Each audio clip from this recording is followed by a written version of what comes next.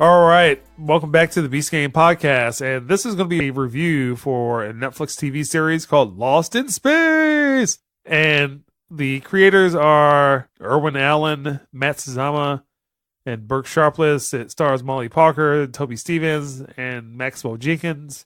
And the synopsis is, after crash landing on an alien planet, the Robinson family fight against all odds to survive and escape, but they're surrounded by hidden dangers. And Keith, what is your view on Lost in Space? I never watched the original. It wasn't Star Trek, so I moved on. And I'm going to say this, and I want no rebuttals, but I actually like the Lost in Space movie remake. I thought that was pretty decent. So this came in under the radar for me. I got to watching it, and I had to say that the first 2 or 3 episodes are pretty slow.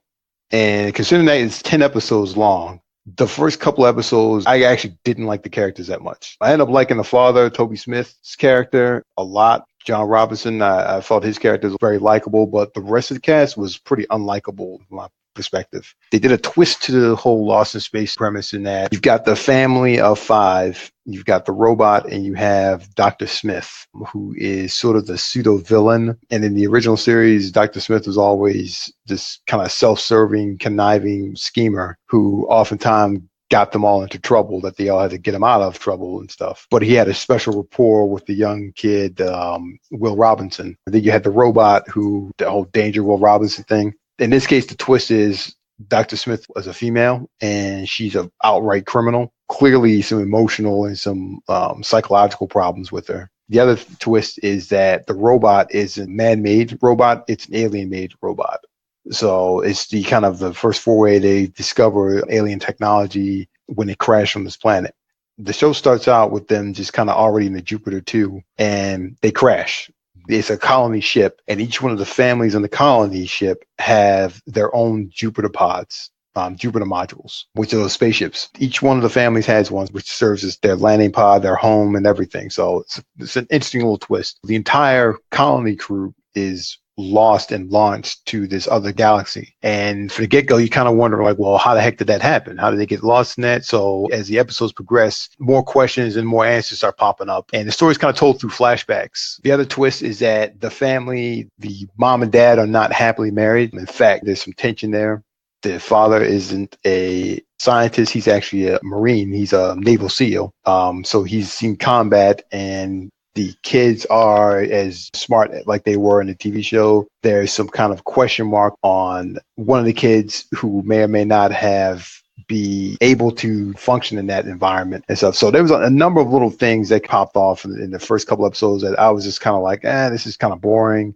And I kind of thought the kid, Will Robinson, was kind of annoying. And the only character I actually liked the first couple episodes was John Robinson. I think after episode 4 or 5, the characters started clicking for me. They started acting like the characters they are, and you can tell they were getting comfortable with their roles. The Dr. Smith character went from just being this crazy twist, to you're wondering, like, what the heck is going on with this person? But you kind of see that there's that likable quality in that, because Dr. Smith's played by Parker Posey, who's a pretty good actress.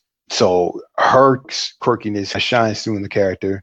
They kind of shy away from a lot of the sci-fi tropes and go for more of the family drama to an extent where it doesn't get too mushy or too goofy. They start getting real danger and stuff like that. And the planet they're stuck on is almost its own character. As each episode progresses, you start seeing that their situation is more and more dire, because they're not alone. They've got other people there with them. And it just all starts to mesh. It almost plays out like Lost, the TV series.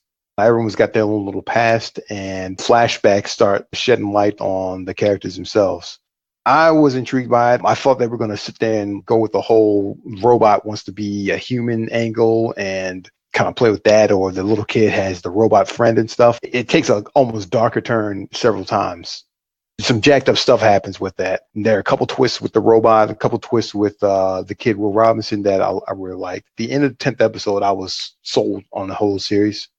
Looking forward to next season. It ended actually very strong, which is a plus for most of these Netflix shows, because they taper out at the end. But I think Netflix has got a handle on their original TV series or their original series, that they know how to structure a 10-episode story arc.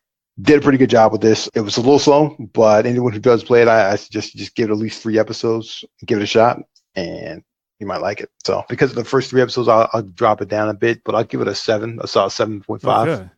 That's surprising. I wasn't too enthusiastic about it, and a couple episodes kind of sucked, but I'll admit the last episode I almost shed a man tear.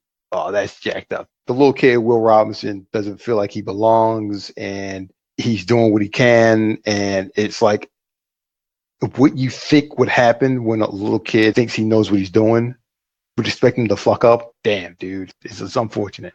Yeah, I liked it. I get a 7.5. All right. That's PC Game Podcast.